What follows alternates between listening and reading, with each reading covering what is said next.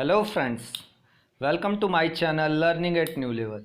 जैसा कि आपको वीडियो का थंबनेल देखकर पता लग गया होगा कि इस वीडियो में हम आज किस बारे में बात करने वाले हैं। तो जैसा कि आप सभी जानते हैं कि हमारी सीटेट की परीक्षा जुलाई मंथ में आयोजित होने वाली है। 5 जुलाई 2020 को हमारी सीटेट की परीक्षा आयोजित होंगी। ठीक है, तो हम क्या करते हैं, सीटेट से जुड़ी हुई कुछ इस वीडियो में हम सीटेट से जुड़ी हुई कुछ प्रश्नों को देखते हैं जो विगत वर्षों में पूछे गए हैं। ये सारे जो प्रश्न हैं ये बहुत ही महत्वपूर्ण प्रश्न हैं और ये सारे प्रश्न आपके सीडीपी से है। किससे? सीडीपी से है, चाइल्ड डेवलपमेंट एंड साइकोलॉजी से है।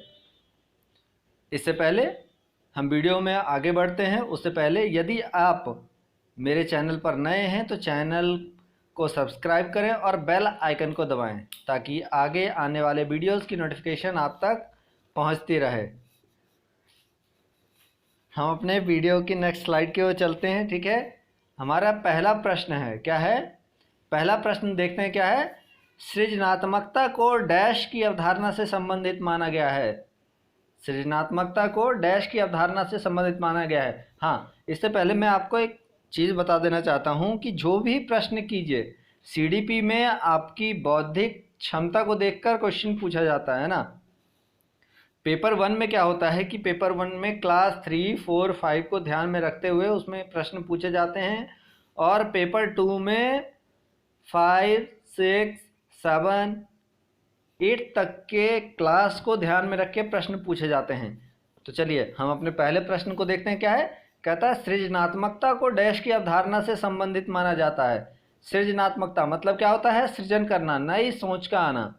तो क्या होता है, बहुत तरीके के सोच आएंगे, है ना। बहुत तरीके के लिए यहाँ देखिए ऑप्शन क्या दे रखा है। पहला ऑप्शन दिया हुआ है रवादार बौद्धिकता, दूसरा अभिसृत बौद्धिकता, तीसरा विविध सोच, चौथा द्रव्य बौद्धिकता। तो क्या होगा इसका ऑप्शन? ऑप्शन इसका क्या हो गया? 3 हो गया। नेक्स्ट क्वेश्चन हम देखते हैं। कहता है किसी भाषा के स्वीकृत ध्वनि संयोजनों को इसके डैश नियमों के अंतर्गत बताया गया है। किसके अंतर्गत बताया जाता है? किसी भाषा के स्वीकृत संयोजनों को संयोजनों को इसके डैश नियमों के अंतर्गत बताया गया है। तो भाषा को स्वीकृत कब की जाती है? जब ध्वनि संबंधित इसके नियम क्या हो, उसके अंतर्गत आते हो। तो उससे इसका ऑप्शन क्या हो जाएगा? फोर्थ। क्या हो जाएगा? फोर्थ, ध्वनि संबंधी। ठीक है ना। फिर थर्ड क्वेश्चन कहता है जब सोचने की प्रक्रिया किसी भाषा द्वारा प्रभावित होती है तो ऐसी स्थिति को क्या कहते हैं? निर्धारित भाषा कहते हैं, क्योंकि भाषा क्या होगी? हमारी सोच पर अंकुश लगा देगी। तो क्या हो जाएगा? भाषा निर्धारित हो गई। नेक्स्ट क्वेश्चन क्या है? अपने अनुभवों और सुझावों के आधार पर उपकरणों में खराबी कारण की परिकल्पना का परीक्षण कर रवि उपकरण की मरम्मत करता है। वह उपयोग क्या करता है? कलन विधि का, मानसिक दृढ़ता का, अनुमानी विधि का, अंतर्दृष्टि का। तो क्या होगा इसमें आंसर? आंसर इसका क्या होगा? कलन विधि। क्यों होगा भाई कलन विधि? कलन विधि इसलिए होगा क्योंकि ये क्या कह रहा है, रवि क्या करता है अपनी अनुभवों और सुझावों के आधार पर। तो अनुभव कब करेगा? जब उसके विगत कार्यों में उसके साथ ऐसी घटना कभी घटी हुई होगी, वो उसको क्या करेगा? सोचेगा, विचारेगा, है ना। तो वो क्या करेगा? अपने अनुभवों के आधार पर स्मरण करेगा और क्या करेगा? उसको मरम्मत कर देगा। तो इसकी क्या हो गई ऑप्शन? कलन विधि। ठीक है, नेक्स्ट क्वेश्चन की ओर चलते हैं। कहता है दिव्या अक्सर निर्देशित कार्यों को छोटे छोटे हिस्सों में विभाजित कर आसान बना लेती है। वह उपयोग क्या करती है? वह उपयोग करती है हाँ, क्वेश्चन पहले पढ़िए। दिव्या अक्सर निर्देशित कार्यों को छोटे छोटे हिस्सों में विभाजित कर आसान बना लेती है। वह उपयोग करती है क्या किए? यदि हमारे पास लेंथी क्वेश्चन है तो उसको क्या करते हैं, हम छोटे छोटे पार्ट में डिवाइड कर लेते हैं। क्यों डिवाइड कर लेते हैं? कि वो क्वेश्चन क्या हो जाए, आसान हो जाए। तो या वो क्या करती है? वो द्वितीयक विश्लेषण विधि का उपयोग करती है। वो क्वेश्चन को छोटे छोटे पार्ट में डिवाइड कर लेती है और उसको धीरे धीरे वो उसका सॉल्व करती है। नेक्स्ट क्वेश्चन क्या है? कहता है पुरुष और महिला की भूमिकाओं का निर्धारण समाज करता है। यह कथन बताता है कि पहला, लैंगिकता एक आनुवांशिक प्रतिभा है, लैंगिकता एक अंतर्ज्ञानी अवतरण है, लैंगिकता एक सामाजिक अवतरण है, लैंगिकता एक अंतर्निहित अवतरण है। तो यहाँ किस शब्द का यूज किया गया है? सामाजिक। तो इसका ऑप्शन क्या हो जाएगा? लैंगिकता एक सामाजिक अवतरण है ना। नेक्स्ट क्वेश्चन क्या है? कहता है ग्रेडिंग, कोडिंग, अंकन और क्रेडिट संचय प्रणालियां डैश के कुछ उदाहरण हैं। कक्षा में बच्चों की स्थिति का निरूपण विधि, आलेख पत्र में अकादमिक प्रगति को दर्शाने, अधिगमकर्ताओं की उपलब्धि के आकलन की गणना विधि, परीक्षा के उत्तर प्रपत्रों के मूल्यांकन की प्रक्रिया। तो क्या होता है, जब हम बच्चे की उपलब्धि को क्या करते हैं, हम बच्चे की उपलब्धि जब हम निरीक्षण करते हैं उसको हम एक रिकॉर्ड तैयार करते हैं कि बच्चे ने 1 वर्ष के अंदर क्या क्या उपलब्धि की। तो उसमें ये देखते होंगे, ये क्या होता है, ग्रेडिंग की व्यवस्था की जाती है, कोडिंग की व्यवस्था की जाती है, अंकन, क्रेडिट। तो इन सब चीज़ों का कौन यूज़ करता है? अधिगमकर्ताओं की उपलब्धि के आकलन की गणन विधि, है ना। नेक्स्ट क्वेश्चन है, अधिगमकर्ताओं की उपलब्धि का आकलन शिक्षकों की सहायता करता है। शिक्षकों की सहायता क्या करता है? ऑप्शन क्या है? शिक्षण अधिगम विधियों की प्रभावशीलता का मूल्यांकन करने में, कक्षाओं में अधिगमकर्ताओं के क्षमता समूह बनाने में, शिक्षण के लिए गतिविधियों की सूची तैयार करने में, अधिगमकर्ताओं के प्रदर्शन का रिकॉर्ड रखने में। तो क्वेश्चन कहता है अधिगमकर्ताओं की उपलब्धि का आकलन। अधिगमकर्ता कौन हो गया? स्टूडेंट हो गया, सीखने वाला, है ना, की उपलब्धि का आकलन शिक्षकों की सहायता करता है। तो क्या है, अधिगमकर्ताओं के प्रदर्शन का रिकॉर्ड रखने में क्या करता है? जब बच्चे का हम आकलन करेंगे तो उसका हम रिकॉर्ड रख सकते हैं। तो इसका ऑप्शन क्या हो जाएगा?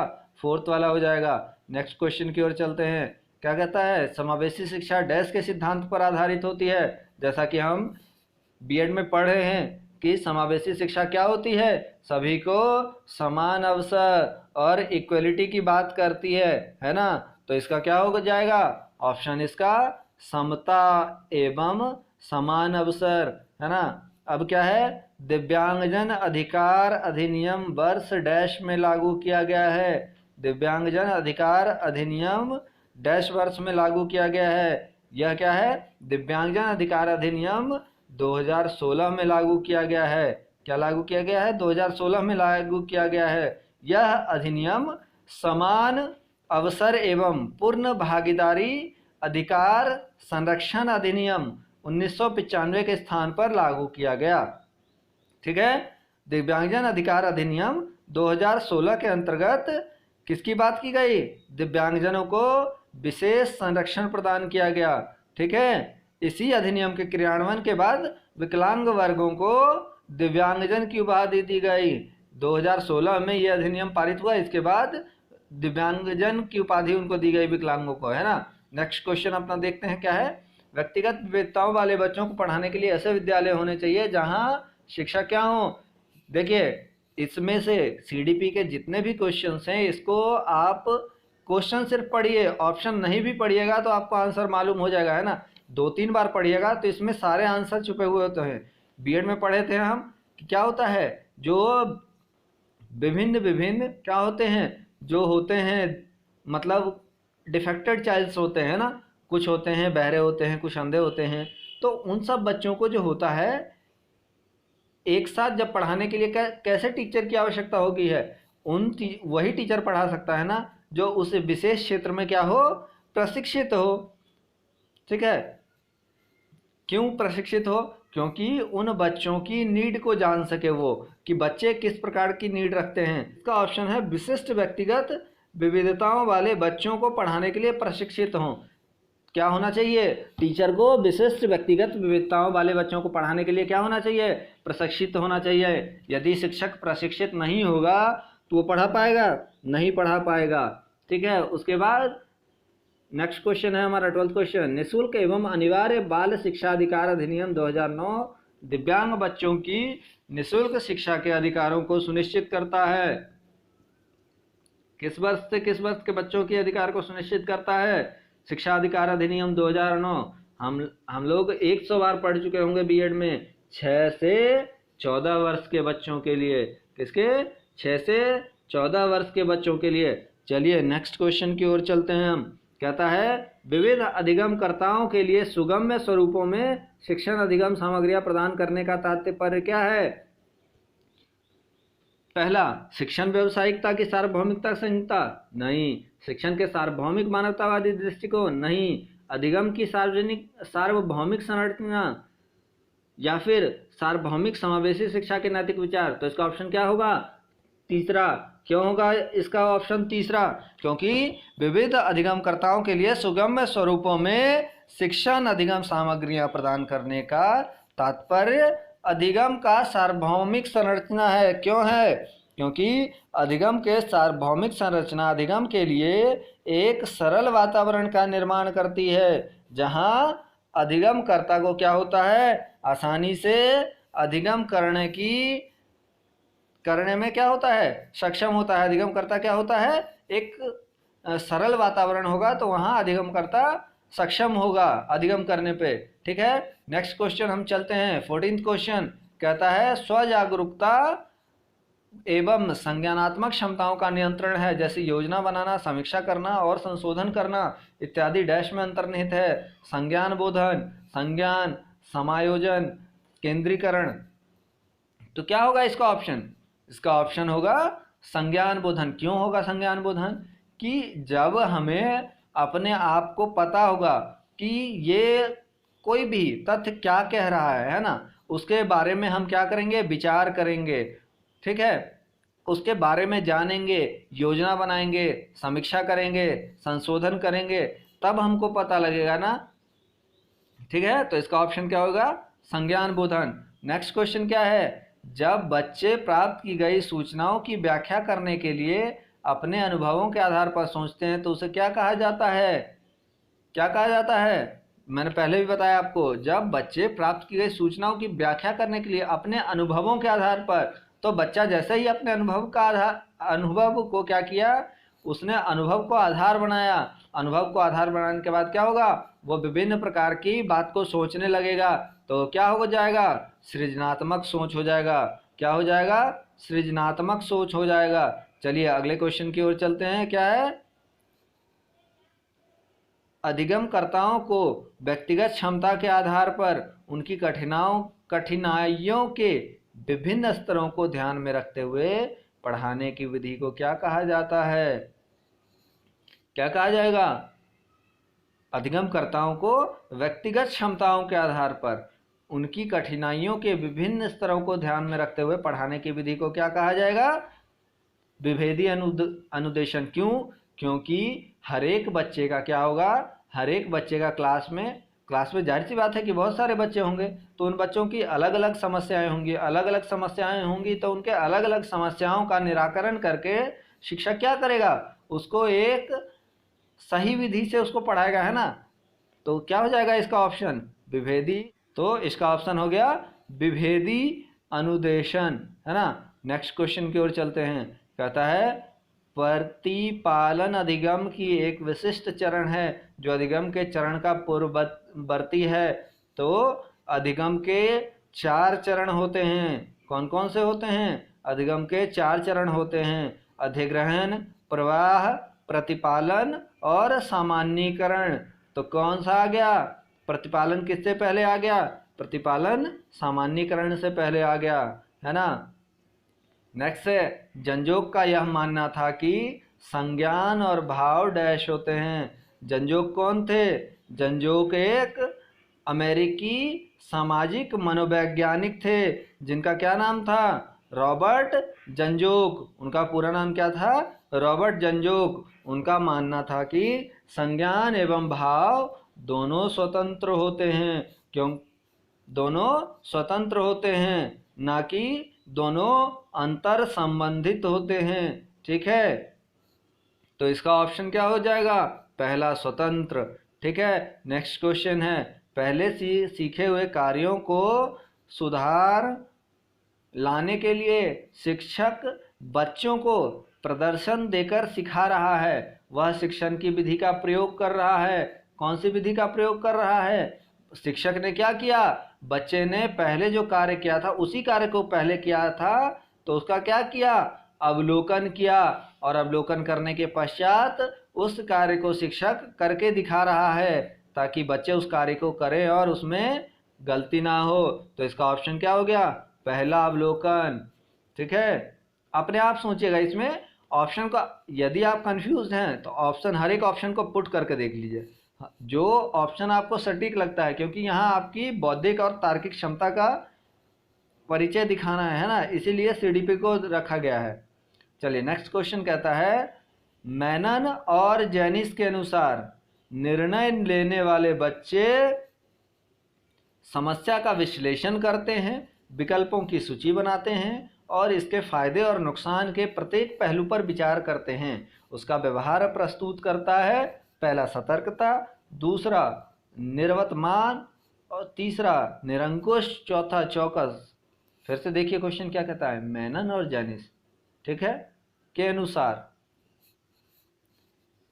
निर्णय लेने वाले बच्चे समस्या का विश्लेषण करते हैं, विकल्पों की सूची बनाते हैं और इसके फायदे और नुकसान के प्रत्येक पहलू पर विचार करते हैं। उसका व्यवहार प्रस्तुत करता है, क्या प्रस्तुत करता है, सतर्कता प्रस्तुत करता है। इसका ऑप्शन ए होगा। ठीक है, तो इसका क्या होगा, एक्सप्लेनेशन क्या है, मेनन और जेनिस के अनुसार निर्णय लेने वाले बच्चे समस्या का विश्लेषण करते हैं, विकल्पों की सूची बनाते हैं और इसके फायदे और नुकसान के प्रत्येक पहलू पर विचार करते हैं। बच्चों का यह व्यवहार दर्शाता है कि उनमें सतर्कता की भावना क्या है, अति प्रबल है। क्या है, सतर्कता की भावना अति प्रबल है। वह क्या करते हैं, किसी कार्य को करते समय सतर्क रहने से त्रुटि होने की संभावना कम होती है। जब किसी कार्य को कर रहे होते हैं, निर्णय जिनको लेना है वो बच्चे जब होते हैं, वो किसी कार्य को कर रहे होते हैं तो उनमें क्या हो जाती है, वो अपने आप में सतर्कता रखते हैं ताकि उस कार्य में क्या हो, गलती ना हो। तो क्या कहता है, सतर्कतापूर्ण लिया गया निर्णय सार्थक माना जाता है। तो इसका ऑप्शन क्या हो गया, ए, सतर्क। ठीक है, नेक्स्ट क्वेश्चन हमारा है, एक समस्या सुधारक बच्चा डैश विचार के आधार पर कथनों की सच्चाई या संभावना का मूल्यांकन करता है। पहला सौंदर्य बोध, दूसरा अमूर्त, तीसरा तार्किक, चौथा सृजनात्मक। कहता है एक समस्या सुधारक बच्चा डैश विचार के आधार पर कथनों की सच्चाई या संभावना का मूल्यांकन करता है। अब क्या करेगा, कोई समस्या, कोई भी विचार है, मतलब थॉट है, ठीक है ना, या कोई लाइन दिया गया है तो बच्चा क्या करेगा, उस पर सोचेगा, तर्क वितर्क करेगा, तभी उसका मूल्यांकन कर पाएगा ना। तो इसका ऑप्शन क्या हो जाएगा, सीधा है, इसका ऑप्शन 3 हो गया, है ना। अब नेक्स्ट है क्या, जिस दिए गए कार्य को करते समय बच्चे स्वयं आनंद लेते हुए अनुभव प्राप्त करते हैं उसे डैश कहा जाता है।